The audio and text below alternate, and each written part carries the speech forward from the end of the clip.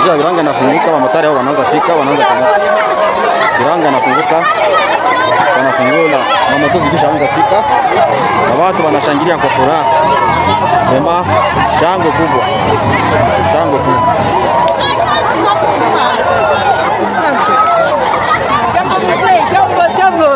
Jambo. Kwa sababu tumeganye. Basi. Bwana, ya hivi bwana.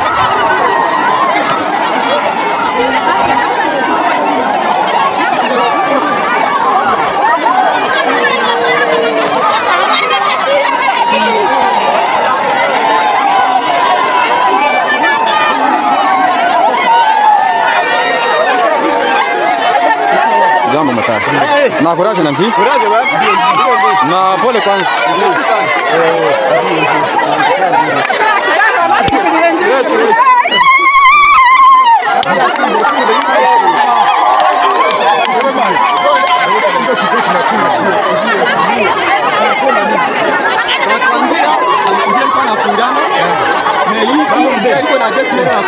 Yes, karibu tena ndani ya Media Goma TV kwa muda wetu habari huyu. Kumbuka leo ni tarehe 20 mwezi wa 7 mwaka wa 2026. Kwa majina ni reporter Nelson kupitia mada zetu za asubuhi ya leo. Na wewe ni shabiki wa Media Goma TV kutokea upande gani? Endelea kuwa pamoja na sisi katika habari zetu za asubuhi. Na leo tuko na mengi ya kuwatangazia yote yanayopitikana katika ndani ya uwanja wenye mapigano. Na kama unavyonisikiliza kutokea eneo popote, endelea kusubscribe, like, comment. Mashabiki zangu kumbuka nawatakia kweli, nawaambia kumbuka leo ni lendi, asubuhi njema pema kwa kila mtu anaonisikiliza ndani ya Media Goma TV. Kwa sasa leo ninaleta habari mengi kupitia yote yanayopitikana katika ndani ya uwanja wenye mapigano.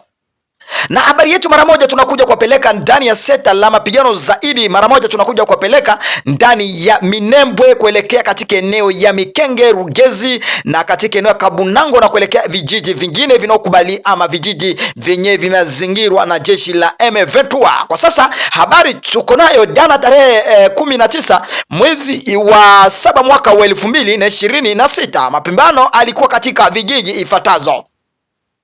Na katika vijiji vilikuwa vikizingatiwa na wanajeshi wa hasi M23. Kwa sasa serikali ya Jamhuri ya Demokrasia ya Kongo walijaribu kuingia katika vichochoro moja katika eneo tofauti kuelekea mara moja ni watabidi wagomboe eneo za milima huko Minembwe. Lakini kumbuka serikali ya Kongo FARDC kwa sasa imewekeza viekezo mara kwa mingi ili wakuje kurejesha eneo zinazozingatiwa na wahasi wa M23. Na mpaka kwa sasa raia population wanategemea moja tu, wanajua kuna wakati jeshi la Jamhuri ya Demokrasia ya Kongo inaweza kuja kuwakomboa. Lakini kitu kinavyoonekana kwenye uwanja wenye mapigano kwa sasa ni jambo lenye linaendelea kuleta tatizo kwenye serikali ya Kongo moja kwa moja, na mpaka kwa wanajeshi wa wazalendo pamoja na jeshi la Burundi, jeshi la Ibu na Serpent Noir.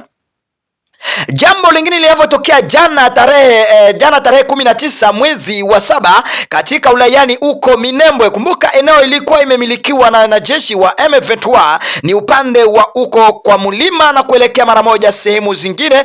Kwa sasa eneo inayoitwa Kilumbi na kuelekea eneo ya Kahire na eneo inaitwa Kakihele na Kihele, na katika eneo zingine zinavyoelekea katika seta inayoitwa Misisi na kuelekea eneo inaitwa Kashulwa. Hizi ni wilayani Uvira uko ndani ya Plateau de Fizi katika maeneo hizo. Kumbuka ni maeneo yanazingatiwa na serikali ya Jamhuri ya Demokrasia ya Kongo. Wanajeshi waliingia hapo kwa wingi zaidi, walikuwa wanataka kuingia ama kupambana na waasi kuelekea mara moja ndani ya seta ya Pwenzero, lakini bado haijawezekana kwa sababu kuna mwanajeshi mmoja wa wazalendo alianguka chini, mtutu wa risasi kuondoka mara moja kutokea katika eneo inaitwa Kilumbi, na ilikuwa ni upande ukielekea inaitwa Mukoko.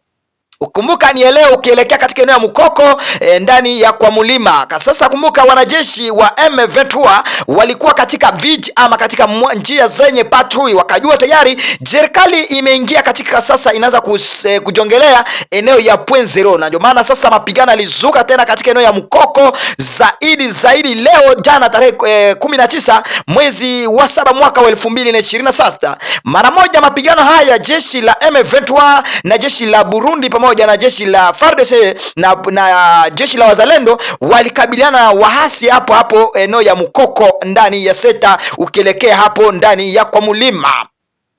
Na kwa sasa serikali ya Jamhuri ya Demokrasia ya Kongo tatizo inaendelea kupitia katika uwanja wenye mapigano. Kumbuka serikali ikiwa tayari sita ama tatizo lenye serikali la Kongo linaendelea kupitia ni mambo mawili tatu linavyoingia kwa sasa wakiwa katika sehemu lenye mapigano inasababisha raia population inaendelea kusumbuka zaidi. Kumbuka katika wanajeshi wakiwa, kwa sababu wanajeshi wengi wanakimbia eneo za milima ni kwa sababu ya changamoto ya kukosa vyakula vya kukula. Kwa sababu gani? Serikali la Kongo kumbuka haiwezi kupata njia la kupenyesha chakula hivi wapelekee wanajeshi katika eneo za milima huko juu, kwa sababu barabara zote zinakuwa zikizingitiwa na jeshi la waasi, na kwa sasa hakuna njia wanaweza kupitisha chakula hivi, kwa sababu wale watapeleka chakula itakuwa ni raia population, nao itakuwa maisha yao inakuwa tarini zaidi. Na hatua barabara zingine zimeonekana mambo ya uvamizi. Kumbuka watu kwa sasa katika upande wa Jamhuri ya Demokrasia ya Kongo kuelekea upande wa Sud Kivu, raia population wanalalamika sana kupitia chakula imekosekana, hata kama wanajeshi nao wanakosa chakula. Na kwa sababu watu wengine kumbuka wana raia population walikuwa kwenye eneo kuelekea huko uchimbaji wa madini sehemu inayoitwa Misisi. Raia population wa Misisi kwa sasa wanaendelea kuomba sasa chakula watatoa wapi? Kumbuka walikuwa wakipata chakula kutoka upande wa Uvira na katika eneo ya Kabunango na kuelekea eneo ya Rugezi na kupeleka vijiji vingine vyote. Kwa sasa kumbuka kupitia mtuto huyu wa risasi unaendelea kumiliki katika sekta hili, mpaka kwa sasa hakuna chakula serikali ama raia population kutoka huko juu wanapata. Na wengine wakatueleza tayari hata kama wanaweza kuwa kivuna chakula tayari jeshi la wazalendo linawanyanyasa hizo chakula na kuwapeleka na kupora chakula zote wanakula. Hili ndio changamoto raia population wanaenda kupitia katika ulayani huko juu Minembwe na kuelekea upande de Plateau de Fizi. Habari zingine mara moja kutokea upande wa hapo Baraka. Kwa sasa wakaaji wa Baraka kwa sasa wengi zaidi wanaendelea kuwa na wasiwasi kupitia mtutu huyu na kupitia wanajeshi kwa wingi zaidi kuwa ndani ya seta ya Baraka. Kwa sasa wengine wanajeshi wa FARDC wanaogopa kuingia katika barini ama kutembeza mabote ama mabote ndani ya maji kwa sababu wanajua M23 kwa sasa wanaweza kuwa wametega migwabo katika mto Hulu. Kwa sasa chakula kupata kwa wanajeshi na kuwa ngumu kwa sasa. Hata jeshi la Burundi kwenye milima nao wamelalamika kwa sasa kupitia sehemu la chakula kwa sasa ni la kuwa ngumu kupata chakula kwenye uwanja wenye mapambano, kwa sababu njia zote zinazosafirisha chakula zimezingatiwa na waasi wa M23. Kwa sasa wakiwa kwenye milima huko juu kupata chakula inakuwa nguvu. Ndio maana unajipata wanajeshi kwa wingi wote wamebaki katika ndani ya miji, kwa sababu hizi ni eneo wanamiliki. Kwa sasa chakula inaweza kuja serikali, lakini katika uwanja mapambano chakula inakuwa ngumu kwa sasa moja kwa moja. Habari zingine tunawaletea moja kwa moja kutokea upande wa Nord Kivu kwa sasa. Na kama unavyonisikiliza kwa sasa upande wa Nord Kivu mapambano yanaendelea kuwaka zaidi upande wa Nord Kivu kwa sasa kati ya upande wa serikali ya Jamhuri ya Demokrasia ya Kongo na wahasi wa M23 kwa sasa katika milima ya Masisi na kuelekea Ruchuru na kuelekea Walikale. Mashambulizi yameendelea kuwaka tangu jana mpaka leo asubuhi leo mapema. Na kwa sasa wale wanajeshi tulikuwa tukiona tangu tarehe 18 walikuwa kisafirishwa na magari nyingi zaidi. Muliona magari karibu gari 15 zilikuwa zikibeba wanajeshi kwa wingi zaidi. Na kwa sasa kwenye taarifa letu kuna wanajeshi wengi waliopelekwa kwenye kambi la kijeshi. Wale walikuwa kipelekwa, wengine niliwaambia walipelekwa kwenye sehemu lenye mapigano huko ndani ya eneo inaitwa Lushonga, na wengine wakapeleka katika kijiji cha Lukomba na kuelekea Lushange. Wanajeshi hawa M23 walielekea katika seta ile, hatua walizingatiwa ama walikuwa nafungiwa njia ya kuelekea Runingi, eneo ya Kachugi na kuelekea eneo ya Katoi, kwa sababu hizo ni eneo kwenye mgogoro. Kwa sasa serikali ya Jamhuri ya Demokrasia ya Kongo wanaendelea kumilika mara kwa moja, na wanajeshi wengine wa M23 walipikia eneo inaitwa Osabanyungu na wengine wakielekea katika upande wa Bihambwe na Kasake. Kwa sasa hili ndio msafiri wa magari hizo zilikuwa zikipeleka wanajeshi kwa wingi zaidi. Na kwa sasa habari zingine nawaletea mara moja. Goma kwa sasa M23 wanaendelea kupanda miti ama kupanda miti zao za kumbukumbu katika mji wa Goma moja kwa moja. Colonel Nangaa aliendelea kupanda ili inaitwa ngazi. Wanaelewa hizo, wanajua, wakasema wanapiganisha ugonjwa wote unaweza kuja bila mimea ama miti zinaweza kuwa ziko katika eneo za mji. Mji wote inabidi uzungukwe na miti kwa sababu ya sehemu ya kupata hewa nzuri na kujikinga ugonjwa zingine zinavyotokea kwa sehemu bila miti ya kupeana hewa. Na kwa sasa raia wakaaji wa Goma wengi na kama wote wakasema kwa kweli wanafurahia zaidi kuona kama chama cha M23 inaendelea kuongoza vizuri. Hatujui kama waliongea haya maneno kwa sababu ya raha ama kugandamizwa. Hili ni jambo tunaweza kuzungumza kwa sababu kunaona wengine wanalia, wanatutumia ujumbe kusema wanateseka na wahasi M23 katika mji wa Goma. Wengine wanatuambia M23 wanawashirikia vizuri na wengine, yani unajua watu wengi, mtu yote hata kama mtu hamtaki ni vigumu zaidi kuwa tayari unamkubali. Kama mnajua gisi watu wengi wanachukia Rais Felix Tshisekedi 100%, lakini kama watu wengine wanakubali Felix Tshisekedi kwa sababu kuna vitu anavyofanya, watu wengi wanaona kwa kweli anapambana kama rais. Lakini kwa sasa niliwaambia kwa hii dunia hauwezi kupendwa na watu wote. Hata kama unaweza kuongoza watu 100, utajipata watu 15 ndio wanakukubali, wengine 905 hawakukubali. Kwa sababu gani? Ni vigumu zaidi kuwa watu wengi watakupenda 100%. Hili ndio jambo na kwa nikiwaambia, hata kama tayari serikali ya Jamhuri ya Demokrasia ya Kongo wanaweza kuwa katika eneo yote, raia population, unasikia wengine wanadeclame kusema gouvernement inaendelea kugandamiza raia, unaona. Wengine wanasema gouvernement iko sawa, unaona. Sasa unajipata ni jambo lenye kukubalisha raia population ni vigumu zaidi. Unajipata kwenye upande mwingine wengi wanalaumu wanajeshi wazalendo na wengine wanashukuru wanajeshi wazalendo, lakini katika mambo haya ni vigumu zaidi. Lakini kitu kinavyoelekana, ukweli ama upendo inabidi ionekane moja kwa moja. Habari mengine inavyotokea upande wa sekta wa Bukavu kwa sasa hali ni wasiwasi. Kwa sasa mji wa Bukavu, raia population moja wanasema M23 la kuwanyanyasa katika mji wa Bukavu na wengine kutandikwa marisasi na wengine kupigwa, lakini hatuna uhakika kwa sababu hakuna yoyote anaweza kusema tayari hii ni jambo la uhakika kwa sababu hakuna jambo lenye kuonesha uhakika. Na kwa sasa hili ni jambo tunaendelea kupata katika maonyo ya raia population kutoka upande wote wa Bukavu. Na habari zingine mara moja zinavyoonekana katika uwanja wa mapambano, na kwa sasa hili ndio jambo lenye watu inabidi wakubaliane na kusikilizana. Kwa sasa serikali ya Jamhuri ya Demokrasia ya Kongo kwa sasa ni jambo lenye watu wanaendelea kuwa na wasiwasi. Kwa sasa hatujajua mpango wa chama cha M23 kuendelea kumiliki katika miji mikubwa.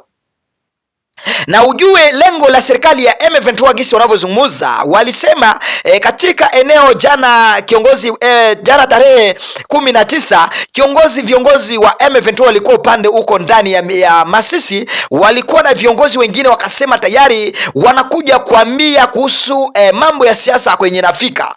Walizungumza kusema hao katika maongezi alikuwa huko Doha huko Katare, mazungumzo alikuwa kwa sababu sio kusema M23 iondoke.